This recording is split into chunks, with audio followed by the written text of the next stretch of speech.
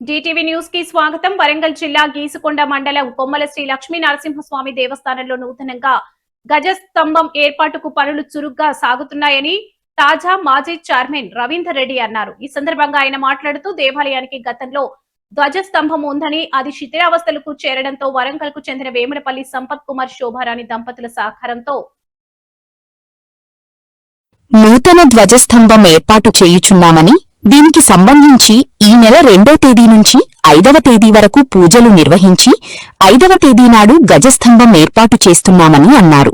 అలాగే ఈ కార్యక్రమానికి రాష్ట్ర పర్యావరణ దేవాదాయ శాఖ మంత్రివర్యులు కొండా సురేఖ, పరకాల నియోజకవర్గం శాసనసభ్యులు రేవూరి ప్రకాష్ రెడ్డి హాజరు కానున్నారని అన్నారు. ఎమ్మెల్యే రేవూరి ప్రకాష్ రెడ్డి మహా అన్నదానం కార్యక్రమంలో పాల్గొన్నారని తెలిపారు. ఈ కార్యక్రమం సంబంధించిన గోడపత్రికలను ఎమ్మెల్యే చేతుల మీదుగా రవీందర్ రెడ్డి ఆధ్వర్యంలో ఆవిష్కరించామని తెలిపారు. ఈ కార్యక్రమంలో కొమ్మల గ్రామ సర్పంచ్ మరియు భక్తులు, దాతలు, ఆలయ పూజారులు పాల్గొన్నారు.